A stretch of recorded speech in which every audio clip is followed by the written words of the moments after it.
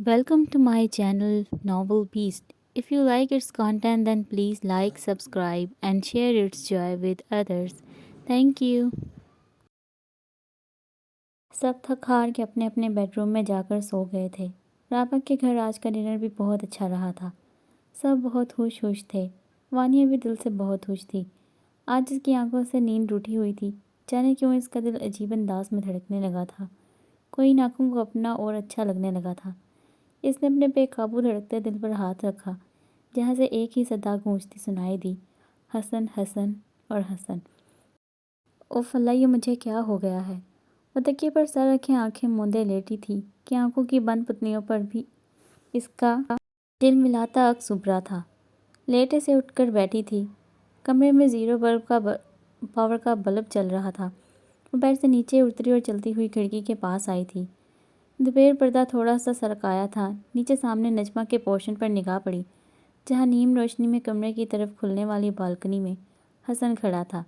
इसकी आंखों में एक शोला सा चमक रहा था। गौर से देखा तो वो स्मोकिंग कर रहा था। इसके जहन की स्क्रीन पर फिर से आफरीदी का चेहरा उभरा। वो भी तो स्मोकिंग करता था और लेफ्ट हैंड था, और हसन भी लेफ्ट हैंड है। मगर इसने अपना ख्याल झटक दिया और दिल को तसल्ली दी। नहीं, आफरीदी इस दुनिया में नहीं है, वो मर चुका है। और ज़रूरी नहीं है कि इस दुनिया में एक आफरीदी ही है जिसकी अनोखी अनोखी आदतें हैं। वो अपने जहन के पर्दे से आफरीदी के ख्याल को नज़रअंदाज किए हसन को बगौर देखने लगी थी। अनजाने हो तुम, बेगाने हो तुम, पहचाने लगते हो क्यों? तुम गहरी नींदों में जब सोए हो तो मुझ में जगते हो क्यों? जब तुझको पाता है दिल मुस्कुराता है, क्या तुझसे है वास्ता? क्या तुझ में ढूंढूं मैं, क्या तुझ में चाहूँ मैं, क्या तुझ में है मेरा?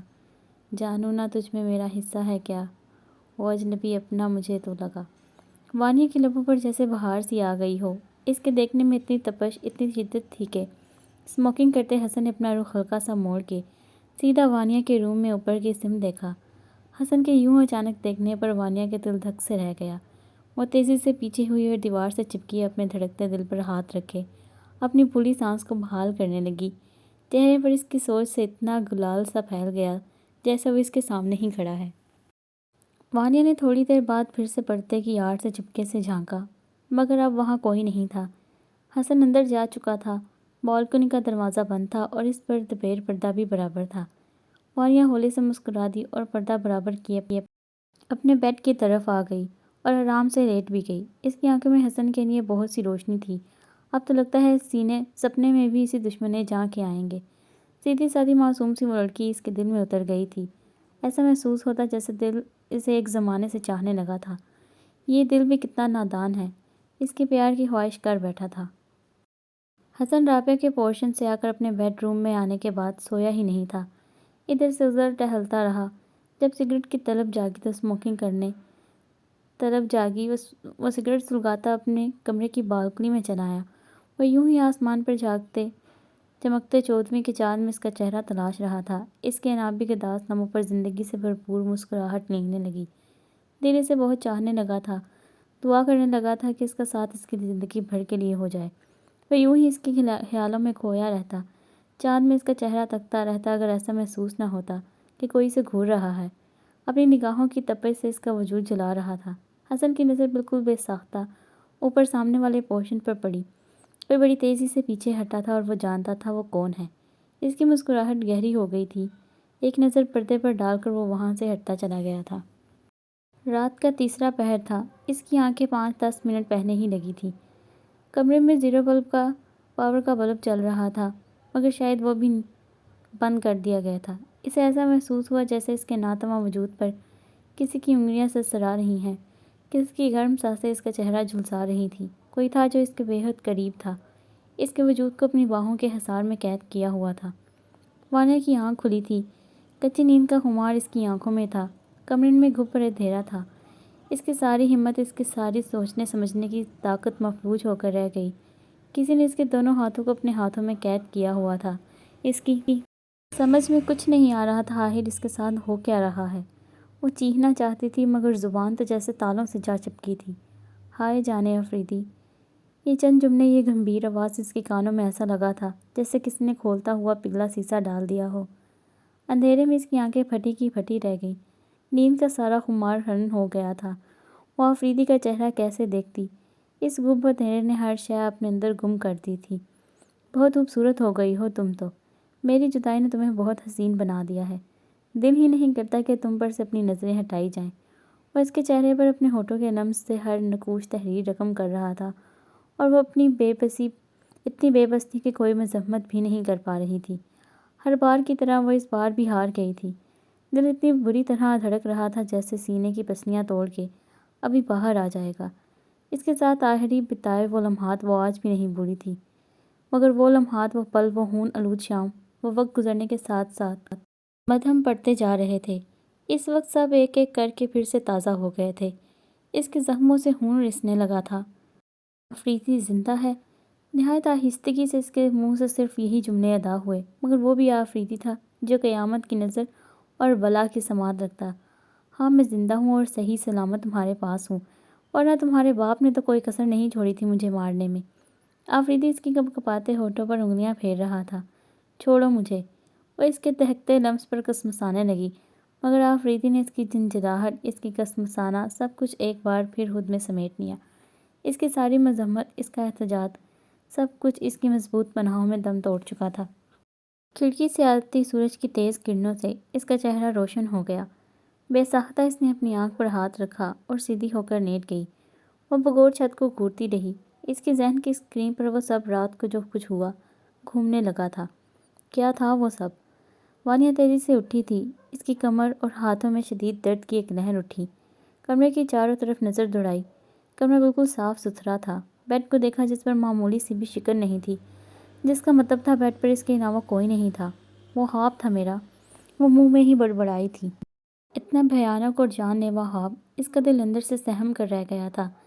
اس نے اپنے چہرے کو ہاتھ لگایا، ایسا محسوس ہوا جیسے ابھی بھی اس کا دہکتا لمس موجود ہے۔ وہ تکلیف برداشت کرتی ہوئی اٹھی اور قد آور آئینے کے سامنے جا کھڑی ہوئی۔ نہیں، آفریدی مر گیا ہے، وہ زندہ نہیں بچ سکتا۔ بابا نے اسے بہت بری طرح سے مروایا ہے، اس کا بچنا ناممکن ہے۔ وہ خود کو سمجھاتی ہوئی وارڈروب کی سمت بڑھی اور ایک پرسکون اور شکر کا سانس لیتی وارڈروب سے ایک کاٹن کا سوٹ نکال کر واش روم میں جا گھسی۔ مقصوم کچن میں دوپہر کا کھانا بنانے کی تیاری کر رہی تھی۔ رابعہ نے اسے آلو گوشت کا سالن بنانا سکھایا تھا، وہی بنانے لگی تھی۔ پیاز کاٹ کر چولہے پر چڑھا دی، اب کھڑی سنک کے پاس گوشت دھو رہی تھی۔ نجمہ کے پوشن سے کچھ شور کی آوازیں آنے لگی تھی۔ اس نے نل بند کیا اور ہال میں آئی اور نیچے جانے والی سیڑھیوں کی ریلنگ پکڑ کے نیچے جھانکنے لگی۔ نیچے ہال میں سب جمع تھے۔ اس نے غور سے دیکھا، صوفے پر عارفین بیٹھا تھا۔ اس کے ہاتھ پر سفید پٹی بندھی ہوئی تھی۔ اس کا دل دھک سے رہ گیا۔ وہ تیزی سے نیچے آئی۔ بتاؤ میری جان، یہ سب کیسے ہوا؟ رابعہ مستقل رو رہی تھی اس کے پاس بیٹھ کر۔ امی آپ پلیز پہلے رونا بند کریں۔ اس نے بایاں بازو روتی ہوئی رابعہ کے شانے پر پھیلایا۔ ٹھیک تو کہہ رہی ہیں رابعہ، ہم سب کو کس قدر تکلیف ہو رہی تھی تمہیں اس طرح دیکھ کر، اور تم ہو کے بتاتے ہی نہیں۔ آسیہ بھی اس کے پاس آ کر بیٹھ گئی۔ بڑی مامی بات کچھ بھی نہیں ہے، دراصل آپ لوگوں کو تو پتہ ہے ہمارے کراچی کے حالات کس قدر خراب ہیں۔ کچھ موٹر بائک پر بیٹھے لڑکوں نے دہشت پھیلانے کے لیے ہوائی فائرنگ کی تھی، بس ان کی گولی کی زد میں آ گیا۔ تم سچ بول رہے ہو؟ رابعہ نے شکی نظروں سے عارفین کو گھورا۔ بالکل سچ، اس نے مسکرا کے جواب دیا۔ پتہ نہیں ہمارے کراچی، ہمارے ملک پاکستان کے حالات کب بہتر ہوں گے۔ ایسی دھاندلی مچائی ہوئی ہے، کچھ پوچھو نہیں۔ آسیہ نے دکھ سے کہا۔ عارفین؟ زرمل کو جب پتہ چلا وہ فوراً سب کام چھوڑ کے سیدھا گھر آیا تھا۔ عارفین نے زرمل کی سمت دیکھا۔ اور تھینک گاڈ تم آ گئے، پلیز مجھے میرے گھر میں لے چلو، ان خواتین نے رو رو کے آج سیلاب لے آنا ہے۔ عارفین نے بڑی بے چارگی سے زرمل کو دیکھا۔ زالے کی تو پیر سے لگی سر پر بجھی۔ وہ نہایت سلگتی نظروں سے عارفین کو دیکھنے لگی۔ یہ بولیے کہ آپ کو ہماری محبتوں کی قدر نہیں ہے؟ زالے کے تنکتے ہوئے جواب پر عارفین ہنس دیا۔ خدا کے لیے اپنی محبت زرمل کے لیے ہی وقف رکھو، مجھ جیسا کمزور دل انسان تمہاری جنگجو محبت افورڈ نہیں کر سکتا۔ وہ اس حالت میں بھی اسے چھیڑنے سے باز نہیں آیا تھا۔ ہاں، ایسے ہی تو کمزور دل انسان ہیں آپ۔ زالے بری بات، کبھی تو موقع محل دیکھ کر بولا کرو، ہر جگہ عارفین سے لڑائی شروع کر دیتی ہو۔ نجمہ نے آہستگی سے ڈانٹا تھا۔ بالکل درست کہا آپ نے نجمہ مامی، یہ بالکل جنگلی لڑاکا بلی ہے۔ عارفین مزہ لینے لگا تھا۔ عارفین بھائی، آپ نے مجھے لڑاکا کہا؟ زالے بھڑک اٹھی۔ زالے؟ زرمل نے سختی سے ایک آنکھ دبائی، وہ خاموشی سے بیٹھ گئی۔ ٹھیک ہے، سب مجھے ہی ڈانٹو، نہیں کہتی میں کچھ بھی کسی کو، مگر منہ پھولا ہی لیا تھا۔ ظالے بدتمیزی مت کرو۔ نجمہ نے گھر کا بلکہ چاہ تو یہی رہی تھی ایک تھپڑ بھی لگا دے۔ ارے نجمہ مت ڈانٹو ظالے کو، پتہ تو ہے عارفین کتنا تنگ کرتا ہے اسے۔ آسیہ نے اس کی حمایت نہیں۔ پھر بھی آسیہ بھابی یہ دیکھ رہی ہیں نا کہ رابعہ کس قدر پریشان ہے۔ عارفین تکلیف میں ہے اور ان کو اپنی سوجی ہے۔ نجمہ کو اس وقت ظالے کا منہ پھلانا سخت ناگوار گزرا۔ عارفین نے دیکھا کچھ زیادہ ہی ہو گیا ہے۔ نجمہ مامی رہنے دے، میں تو صرف مذاق کر رہا تھا اور میں واقعی اب بالکل ٹھیک ہوں۔ وہ چہرے پر بشاشت لانے کی کوشش کر رہا تھا۔ وہ نہیں چاہتا تھا کوئی اس کی وجہ سے پریشان ہو۔ سب اسے ہنستا مسکراتا دیکھ کر مطمئن ہو گئے تھے، مگر زرمل سب سمجھ گیا تھا کہ ان سب کے پیچھے کون ہے۔ زرمل نے اسے اٹھایا تھا۔ وہ دونوں اوپر جانے لگے۔ سائڈ میں گمسم سی کھڑی مقصوم پر نظر پڑی۔ مقصوم آر یو آل رائٹ؟ زرمل اور عارفین رک گئے تھے، مگر مقصوم نے کوئی جواب نہیں دیا۔ زرمل اس کی خاموشی کی وجہ بھی جانتا تھا، مگر فکر مت کرو، سب ٹھیک ہو جائے گا۔ زرمل نے دھیرے سے اس کے سر پر ہاتھ رکھا اور عارفین کو لیے اوپر اس کے بیڈ روم میں لے آیا تھا۔ مقصوم بھی اس کے پیچھے چل دی۔ وہ اچھی طرح جانتی تھی کہ عارفین کے ساتھ یہ کس نے کیا تھا۔ اسون اور یاور دورانی کسی بھی حد تک گر سکتے تھے، اس کا اندازہ تھا اسے۔ مقصوم بغور عارفین کو تکنے لگی۔ وہ اگر اس حال کو تھا، اتنی تکلیف میں تھا، تو اس کی وجہ وہ خود تھی۔ عارفین نے مقصوم کو اس طرح غور سے دیکھنے پر نظریں چلا لی۔ زرمل نے اسے آرام سے بیڈ پر لٹا دیا۔ دوائی کھا لی تھی مگر نیند پھر بھی نہیں آ رہی تھی۔ تم آرام کرو، میں سلجوق سے مل کر آتا ہوں۔ اوکے۔ زرمل کے جانے کے بعد مقصوم بیڈ کے نزدیک آئی۔ عارفین نے اسے دیکھا تھا۔ میں جانتی ہوں آپ نے جو کچھ نیچے کہا ہے وہ سب جھوٹ ہے، اور میں یہ بھی جانتی ہوں کہ آپ کی یہ حالت اسون چاچو اور یاور کی وجہ سے ہے۔ تو پھر یہ کہ میں مزید آپ کا نقصان نہیں چاہتی۔ خدا نخواستہ آپ کو اگر کچھ ہو جاتا تو میں آپ کے گھر والوں کو کیسے سامنا کرتی؟ آواز روحان سی ہو گئی تھی۔ مگر مجھے کچھ ہوا تو نہیں نا؟ نہیں عارفین، وہ لوگ بہت خطرناک ہے۔ اپنی زندگی بچانے کے لیے میں آپ کی زندگی خطرے میں نہیں ڈال سکتی ہوں۔ دونوں ہاتھوں کی انگلیوں کو آپس میں پیوست کیے وہ مروڑ رہی تھی۔ اچھا تم محترمہ مقصوم صاحبہ یہ بھی بتانا پسند فرمائیں گی کہ آگے کیا سوچا ہے آپ نے؟ اس نے بڑے تیکھے لہجے میں مقصوم کو مخاطب کیا تھا۔ یہی کہ میں واپس لندن چلی جاؤں گی۔ اس سے کیا ہوگا؟ عارفین کے پرسکون چہرے پر معمولی سا غصہ نمودار ہوا تھا۔ کم از کم وہ آپ کو نقصان تو نہیں پہنچائیں گے۔ اوہ ریڈی، میری نقصان کی تمہیں پرواہ ہے؟ طنز کا تیر اس کے دل پر لگا تھا۔ صرف مجھے ہی نہیں، آپ کے سب گھر والوں کو پرواہ ہے آپ کی۔ اور اس سے پہلے کہ اسون چاچو اور یاور مزید کوئی کارروائی کریں، کچھ برا کریں، میں ان کے ساتھ ہی چلی جاؤں گی۔ وہ جہاں بھی لے جائیں گے، وہ مجھے مار کر میری پراپرٹی لینا چاہتے ہیں تو کوئی بات نہیں، میں آپ کے لیے یہ بھی کرنے کو تیار ہوں۔ اور اس سے پہلے کہ وہ آگے بول دی، عارفین نے اس کی کلائی جو وہ کھینچی تو وہ اپنا توازن برقرار نہ رکھ سکی، پورے وجود کے ساتھ عارفین پر آ گری تھی۔ یہ بات تمہیں میری زندگی میں آنے سے پہلے سوچنی چاہیے تھی۔ ہماری شادی کسی بھی طرح ہوئی ہو، مگر یہ بھی سچ ہے کہ تم میرے نکاح میں ہو، میری بیوی ہو، میری عزت، میری غیرت۔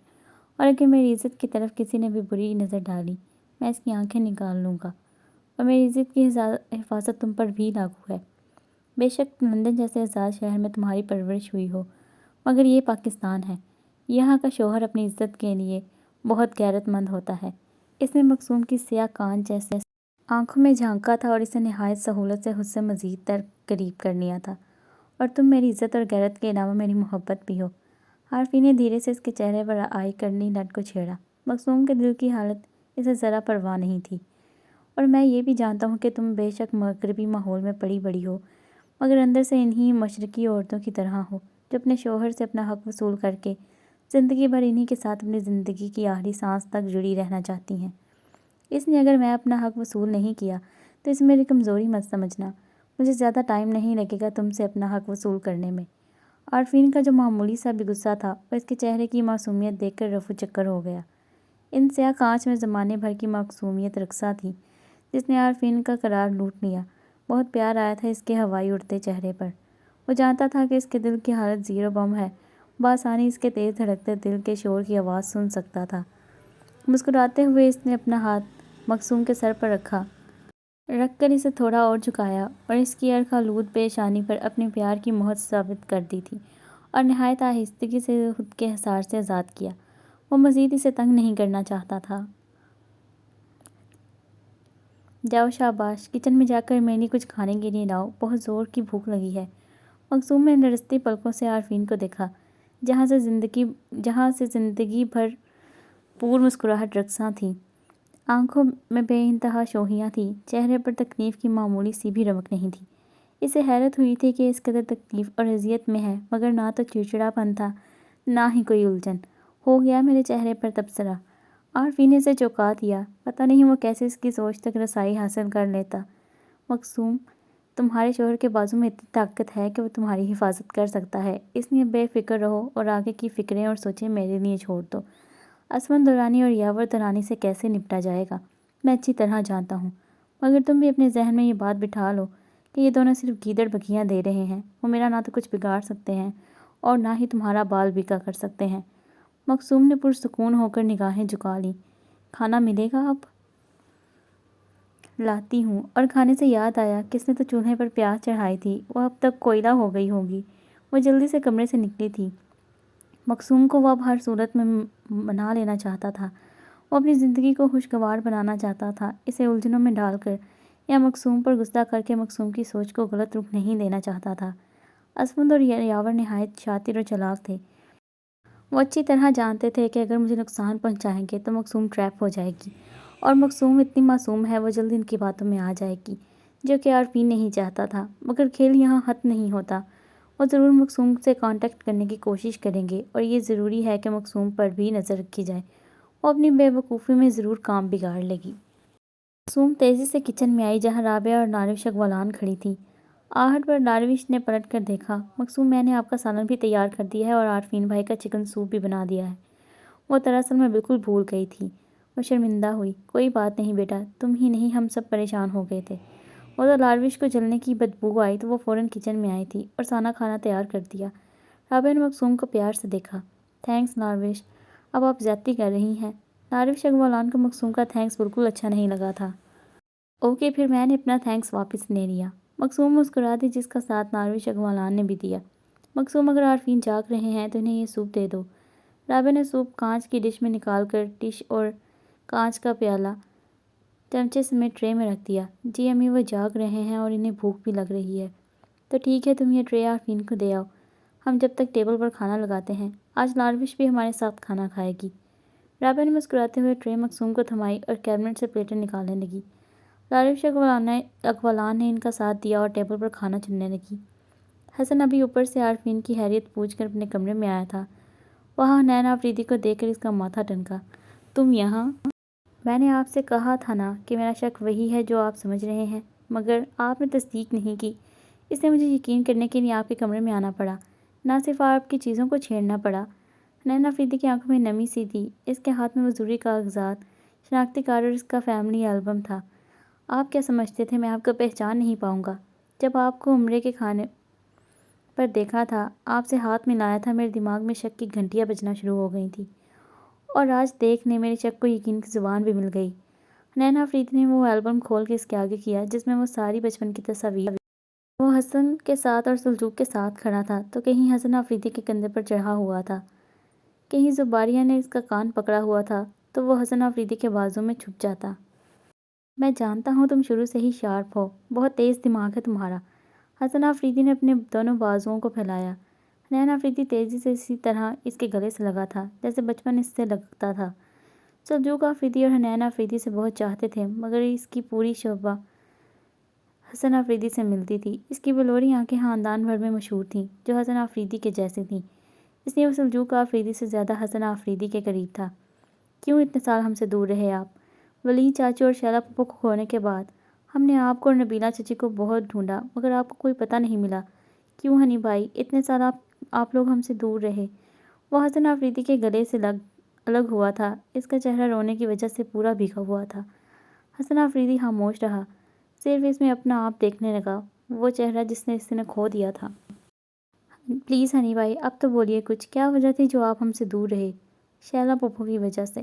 شیلا پھپھو کی وجہ سے؟ کیا مطلب؟ ہنی بھائی، شیلا پھپھو تو کھائی میں گر کے مر گئی تھی نا۔ ہاں، مگر ان کی لاش ہم نے بہت ڈھونڈی مگر نہیں ملی۔ نہیں، شیلا پھپھو زندہ تھیں۔ زندہ تھیں؟ حنین آفریدی کو ایسا لگا جیسے اس بلڈنگ کی پوری چھت اس پر آ گری ہو۔ زندہ تھی تو اب تک کہاں تھی؟ میرے پاس۔ اور پھر حسن آفریدی نے حنین آفریدی کو اپنے گزرے واقعات، ریحان شیخ، وانیہ اپنے بارے میں سب بتا دیا تھا، وہ سب بھی جو اس نے ارشد سے چھپایا تھا۔ کتنی ہی دیر تک حنین آفریدی سناٹے میں بیٹھا رہا، اس کی بلوری آنکھیں جیسے پتھرا گئی ہوں، زبان تالوں سے جا چپکی ہو، جیسے کبھی نہ بولنے کی قسم کھائی ہو۔ کیا ہوا، چپ کیوں ہو گئے؟ حسن آفریدی نے جامد و ساکت سے حنین آفریدی کو دیکھا۔ حنین آفریدی نے نظریں اٹھا کے اسے دیکھا۔ اس کے چہرے پر زمانے بھر کا دکھ تھا، کرب اور اذیت تھی اور کچھ کھونے کا غم بھی۔ حنین آفریدی کے جامد و ساکت وجود میں حرکت پیدا ہوئی، وہ تڑپتا ہوا اٹھا اور حنین آفریدی کے قدموں میں آ بیٹھا۔ اتنا پہاڑ اپنے دل پر خود پر اٹھائے ہوئے تھے تو کیوں مجھے نہیں بتایا؟ میں تو آپ کا رازداں تھا، آپ کا پرتو، آپ کی جان تھا، پھر مجھ سے کیوں دور رہے آپ؟ کیا کرتا؟ شیلا پھوپھو کو بھی تو بچانا تھا۔ ہر علاج کروایا، ہر ملک، شہر، گاؤں، سب جگہ لے کر گیا، مگر ان کا سکتہ نہیں ٹوٹا، اور ٹوٹا بھی تو جب بہت دیر ہو گئی تھی۔ شیلا پھوپھو، ولید چاچو کے جانے کے بعد بہت بدلاؤ آ گیا تھا ہمارے خاندان میں۔ وہ پہلے جیسی بس سوچ، وہ پرانے رسم و رواج، سب کو بھی جانے کسی گہری قبر میں دفنا دیا، مگر وہ نبیلہ چچی اور آپ کو آج بھی بہت یاد کرتی ہیں اور چھپ چھپ کے روتی ہیں۔ ہاں، وہ ہمیں چاہتی بھی تو بہت تھی۔ اس کی بلونی آنکھوں میں بی جان کا پاکیزہ چہرہ گھوم گیا۔ اب آپ نے آگے کیا سوچا ہے؟ بس یہی کہ وانیہ کو منا کر یہاں سے ہمیشہ ہمیشہ کے لیے لندن شفٹ ہو جاؤں گا، اور ہم لوگ، میرے بارے میں نہیں سوچا کہ اب آپ ہمیں مل گئے ہیں تو ہمارا کیا ہوگا؟ حنین آفریدی نے بے تابی سے اس کا ہاتھ تھاما تھا۔ نہیں، مگر ہاں، تمہیں فون کرتا رہوں گا، مگر یہ بھی سچ ہے کہ میں شیلا پھوپھو کا یہ راز اپنے دل تک ہی چھپا کے رکھوں گا، انہیں سب کے سامنے لا کر ان کی روح کو شرمندہ نہیں کروں گا۔ جب تک زندہ تھی تکلیف میں تھی بہت، مگر ان کے جانے کے بعد میں تم لوگوں سے مل کر کیا جواز پیش کرتا؟